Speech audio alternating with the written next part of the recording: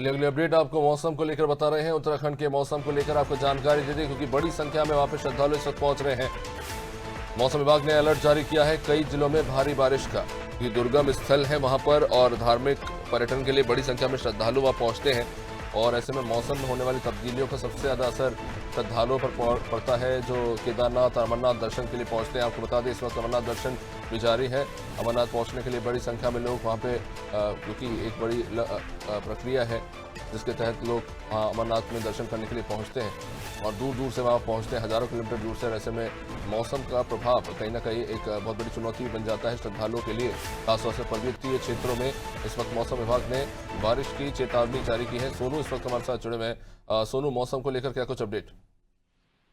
देखिए, पहले से ही कई पर्वतीय क्षेत्रों में मौसम का मिजाज बदला हुआ था और साथ ही साथ मौसम विज्ञान केंद्र ने एक बार फिर से कुछ जिलों के लिए जो ऑरेंज अलर्ट है वो जारी किया है, जिसमें नैनीताल, चंपावत और बागेश्वर है।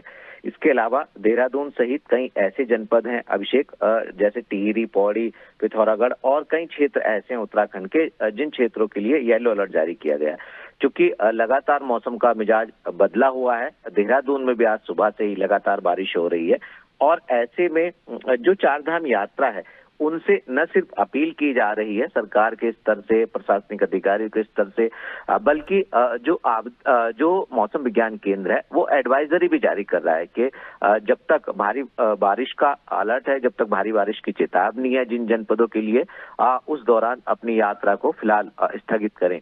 चूंकि तमाम श्रद्धालु पहले से ही अपने घरों से यात्रा करने के लिए निकल चुके हैं, ऐसे में अगर एक रोज पहले आप केदारनाथ यात्रा की बात करें तो यात्रा मार्ग के पास जो अतिवृष्टि हुई है कई ग्रामीण क्षेत्रों में और जो यात्रा मार्ग बाधित हुआ है, प्रभावित हुआ है, इसको लेकर के तकरीबन 2874 यात्रियों को सुरक्षित स्थानों पर ठहरा दिया गया है और लगातार जो प्रशासनिक तंत्र है, जो सरकारी अधिकारी कर्मचारी हैं, जो रेस्क्यू टीमें हैं, वो राहत और बचाव कार्यों में जुटी हुई हैं। कुछ जो खबरें सामने आई हैं उसमें जनहानि की कोई सूचना नहीं है।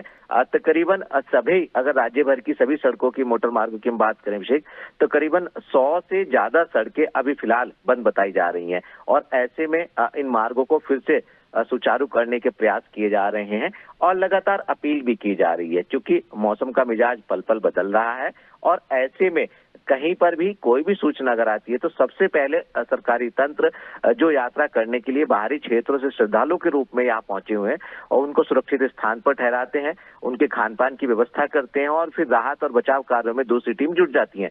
तो ऐसे में कहीं ना कहीं जो मौसम विभाग ने अलर्ट जारी किया है, इसके दौरान एहतियात बरतने की, सतर्क रहने की बेहद ही रूप से आवश्यकता है।